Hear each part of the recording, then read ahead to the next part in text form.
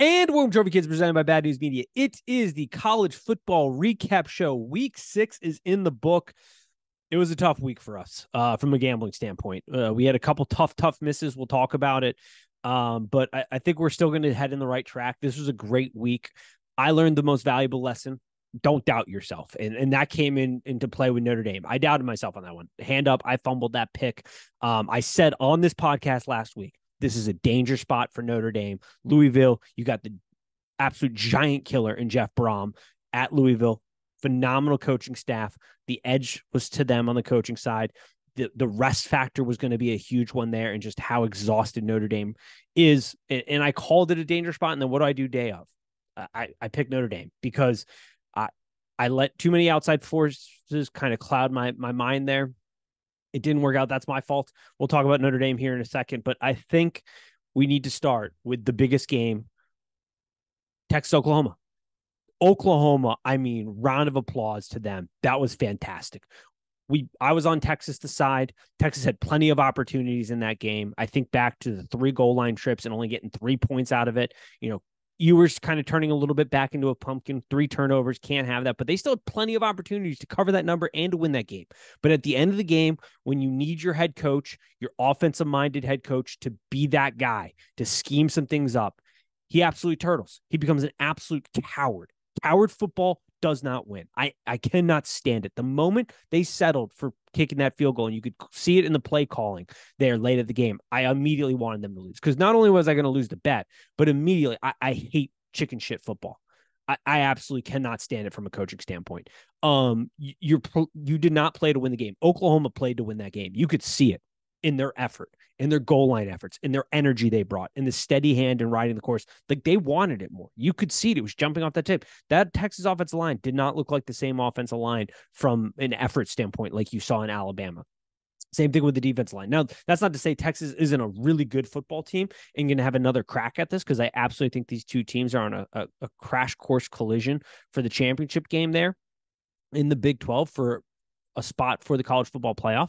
Texas is still a phenomenal, really good football team. But it's one of those things where I don't think he didn't meet the moment. He just did not meet the moment. It's as simple as that. They needed him to meet the moment as the coach, and he failed to do it. Oklahoma, though, we talked about this last week. They were ascending at the right time. Everything was trending right for their direction, which was going to make this game an awesome game, which we got an awesome game. Yeah, we weren't on the right side from a gambling standpoint, but it was still a fantastic game to watch. Oklahoma's defense starting to come around. The offense, this is the benefit of having a guy like Gabriel Zillion running your offense. He's that steady hand you need, that veteran presence. My goodness. Out there, because when everything's going crazy in this game, you didn't see him panic. You saw this offense stay the course, and it absolutely went in their favor. And they came up and made enough big plays, won that game. It's going to reflect. We're releasing our first top 10 here later in the show. Week 7 feels like the right time to do it. I feel like I got enough eyeballs on games. I got enough data to give you an accurate top 10 here. It'll be reflected there. Great game. I'm not docking Texas too much here, but awesome game by Oklahoma there. Let's talk about Notre Dame. I said on this show, I called it. I said, this is a danger spot for Notre Dame, because the athletic director absolutely screwed the pooch on this season for Notre Dame. He is as much to blame as Marcus Freeman, as the execution, as the play calling, all of it. He's retiring after this season, but the way this season and offseason went, it falls pretty squarely on the AD. He deserves some responsibility in this failure, because when you look at this schedule, it is an absolute nightmare. We talked about in the preseason that the task Freeman had was tougher than anything Brian Kelly had to deal with, because your rivals are all up. You've got just an absolute killer of a schedule up front. Because think about it. They played a week 0 game. They went to Ireland, South Bend to Ireland, play a week 0 game. They haven't had a bye yet. They've now played 7 games straight, and we're only in week 7 because they had that week 0 game, which they traveled abroad. NFL teams, when they travel abroad, generally have the bye coming back to rest up, because it does such a number on your system. We got college kids doing this now. You've got back-to-back hard-nosed games in Ohio State and Duke, in which you got to give max effort down to the wire. Then you travel to Louisville against a Jeff Brom coach team. He is an absolute giant killer. I mean, you could see the difference in coaching. The better coaching staff was on Louisville's side. And you got to play that tough game. And then you got USC to follow up with that before you get a bye. Like, this team is exhausted, and you could see it in the trenches. Joe Alt, a fantastic NFL prospect, a legit left tackle, looked suspect in that game. The entire offensive line was terrible. The defensive line, not very good on getting pushed. And that's their legs. They just don't have the legs right now. And this is a team that was already going to struggle even with a rest factor, because your wide receiver room isn't very great. It's down right now, banged up. The offensive play call and the AD screwed the pooch on that. They didn't pay to get a legit OC. They hired within, inexperience there. You can see it in the play calling. And Freeman's left to hold the bag here. And, he's a good recruiter. He understands the landscape of college football currently, I think. But at the end of the day, this is a nightmare situation for them. And this schedule did them no favors. You've got a great Louisville team. We'll talk about them here in a second. But yeah, the AD needs to be questioned here. I don't see anybody really pointing this out, that he kind of screwed the pooch. On the Louisville side, though, this is what we were talking about. Louisville, Jeff Brom and that coaching staff is fantastic. They do a phenomenal job scheming things up. They've got some pop in their weapons. And this is a really, really good, well-coached Louisville team. And that's what you saw at Cardinal Stadium. I don't think that's the name of it anymore, but you get what I'm saying here. So all credit to them. Failure on my part. I self-doubted. I called that was a danger spot. It was the danger spot of the week. And then I went and I bet Notre Dame because I let outside forces cloud my judgment here. And I'm not doing that again. We're going back to trusting ourselves here moving forward. It's what had made us wildly successful so far this NFL season. But the last 2 weeks, I let outside forces cloud my judgment. And that's a failure on my part. So, Notre Dame, they're probably looking at an 8-win season now. It's going to be really tough. USC, look ahead, is the underdog here. I think that's kind of crazy, even though USC is way down. We'll talk about them in a minute, but tough schedule. Mario Cristobal, and the ACC is terrible, and apparently they don't know how to take kneel downs. What in God's name was that? That is some, like, the Cristobal experience is on full display this week. You have top tier recruits in the building, piss poor clock management and time management and game management, and yet you still go out and you sign a top 100 player. I mean, that is the Cristobal experience right there. He did the same thing at Oregon. There's that clip going around right now, 2018 Oregon Stanford. He did the same thing. Instead of kneeling, he ran it, fumbled, lose the game. Like it and the excuse, the rationale later in the press conference made no sense. It was terrible. I mean, at the end of the day, I think they were trying to get the running back over 100 yards, but he even sort of still blamed him. Like, we teach, ball security, teach the kneel down. What are we doing here? Like, absolutely ridiculous. Like, that's a fireable offense, in my opinion, what just happened there. Now, he's not going to get fired because of some connections there. But unreal. Miami just completely blowing that opportunity. Cristobal is just brain dead when it comes, and it's infuriating to see these guys make ungodly sums of money and just cannot do the basic things right. It's infuriating to see. I mean, between him and Stark and some of this other coaching decision, it's piss poor. It's absolutely piss poor. Alabama, Texas A&M, great game. Got that correct. Alabama's now in the driving seat. That side of the SEC was wide open. They're in the driver's seat. I think we're headed towards another Alabama-Georgia showdown in the SEC championship.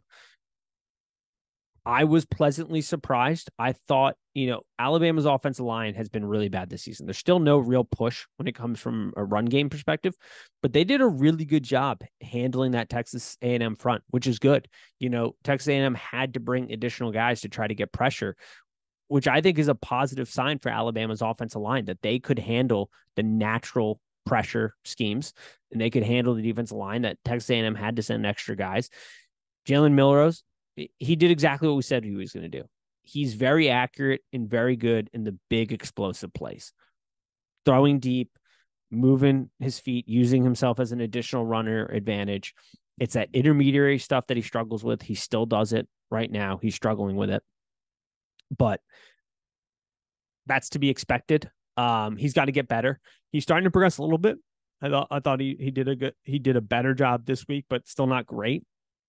And it's going to continue to get better from here, I think.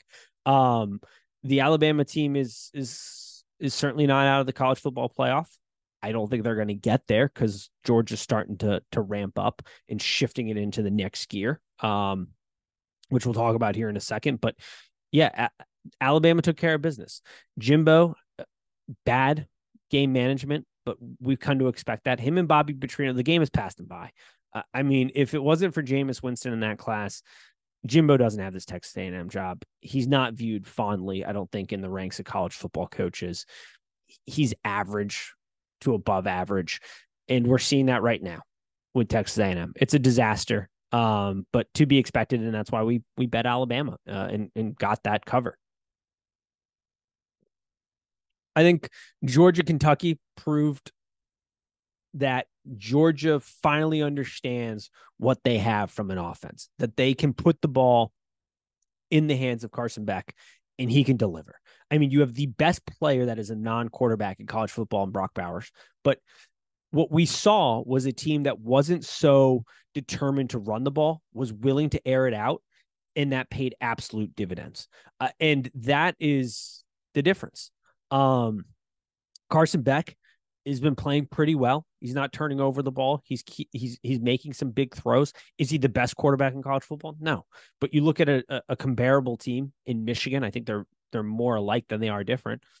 He's playing as good, if not slightly better, than McCarthy. And I think at this point, Georgia, and we've kind of talked about this, is as the season progresses, Georgia gets better. Is this a Georgia team in the past? No. Not shocking news to anybody. But we're seeing this team progressively get better week to week. They're starting to shift it into a new gear. Offensively, they unlocked something here against Kentucky. They gained confidence that they can be a lethal passing unit. They blew the absolute doors off Kentucky. I'm shocked that Kentucky is still ranked in the top 25. Actually, I shouldn't say we're shocked. That is the SEC bias. That is the phenomenal marketing job that the SEC has done over the last 2 decades plus to promote themselves as the best conference, even though they are not this year. But yeah, it's Georgia is starting to ramp back up, and they're starting to look again like a legitimate contender.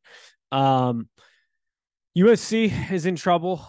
We said they're a non-serious contender because of their defense. That's exactly what was shown this week. Nothing new there. I think at this point, it's a good time to release the top 10. The Trophy Kids top 10 is as follows.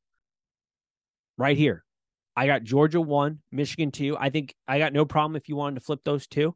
I think Georgia is the slightly better team right now. Like I said, I think they're very similar. I give the edge in the quarterback room to Georgia. Both teams, though, are starting to ascend at the right time, getting right. Michigan's going to be a real big problem for Ohio State and for Penn State coming down the pipeline. But those are the 2 top teams in the country. I don't think anybody's necessarily that close. I think it's a clear-cut 1 and 2. You could flip them either way. I don't have a problem with them. I kept Georgia at 1 and Michigan at 2. But if you were to be like, I like Michigan at 1 and Georgia at 2, I don't have a problem with that. I move Oklahoma into 3. Texas is a phenomenal win. This is a really good football team. When I look at the rest of the rankings, I think there's going to be some moving week to week here. But at this point in the season, all things considered, I think they have arguably the best, if not one of the best wins out of anybody in college football, beating Texas there. They're ramping up at the right time. I like FSU and what Mike Norvell is doing down there. I think they're a good football team. I think we gave a little bit too much credit to the win against LSU. As we've seen, that defense is absolute Swiss cheese. But that's a good football team. Penn State, really good. Going to pose a problem to Ohio State. You got Washington, Oregon. That game's going to solve itself out. I give the slight edge to Washington. We'll break it down later in the week. Ohio State at 8. People are going to be pissed about that. But this team, Jim Norvell is getting that defense in the right direction. We saw that in the Maryland game. We've seen that now in the Notre Dame game. The defense is legit. The offense is not. The offensive line, Lou Holtz was right. It's soft. And there's no real game plan. Quarterback play is down. The offense seems to be, screw it, Harrison's down there somewhere and just chuck it up. And that works really well against all these other teams. But when you got to go play a Michigan and a Penn State, I don't think they're winning those games. So I give the edge there and I bump them down. It's not a complete football team. And you remove the brand name of Ohio State, I don't see a valued argument that they're better than anybody in front of them right now.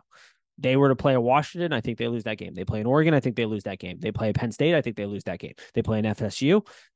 All right, maybe that's a little bit closer, but I think FSU squeaks it out. They play in Oklahoma, I think they're getting beat. They play in Michigan, they're getting beat. They play in Georgia, they're getting beat. So I got them at 8. They got a chance to prove themselves here, though, coming down the pipeline. Texas 9. I still think they're one of the premier football teams in the country. They lost to a really, really good Oklahoma. They're going to get another crack at it. And then Alabama moves back into the top 10. The defense is really good. The offense is going to be old school. It's certainly down, but I still think they're a top 10 team right now when you look at the other teams that are budging. I thought about putting UNC there. I think UNC is... they're starting to cook. And with Drake May getting Tez back, oh, man, that's a lethal football team in the ACC. That's going to be a real problem for FSU in the ACC. So real good football team there. That's the top 10 I've got right now. Interesting week for college football, though. We got a lot of good data points. We're going to continue to get some more good data points. I'm excited for kind of the slates coming up here and the weeks we got coming up here. Like I said, I think UNC is a team that people need to look out for. They've got a really good resume right now, got a better resume than USC. Drake May is phenomenal. They got their number one weapon back in the wide receiver room. That's a really good football team. They absolutely demolished a good Syracuse football team. The Pac-12 is rocking and rolling. I don't love the ranking of Ole Miss. I think that's kind of ridiculous at this point. LSU is, man. I mean, Jaden Daniels is carrying that team, and there's not much else you can say about it. That was a great game. LSU, Missouri, a lot of fun to watch. That LSU defense is, Brian Kelly has really dismantled that defense. I thought Wyoming should have been ranked this week. It's a really good football team. And I thought they're getting some disrespect not being ranked this week. That's all I've kind of got right now off the rip. We're going to have the Friday show come out here. We've got some great games to break down. I'm looking forward to going to have some good bets. I think we're going to have a really good week betting wise. I'm starting to like the shape of the board right now. But those are just some thoughts I had on this previous week. Quick recap show. Wanted to get some thoughts out there for you. We will be back. That Miami, North Carolina game. Oh my God. That's going to be an interesting one next week. But that's all we got. We got Oregon, Washington, good old USC, Notre Dame, Ohio State, Purdue will be interesting. But yeah, it's a good week. So thanks everybody. Hope you like, subscribe, continue to follow us here. We got some good content coming down the pipeline. And as always, peace.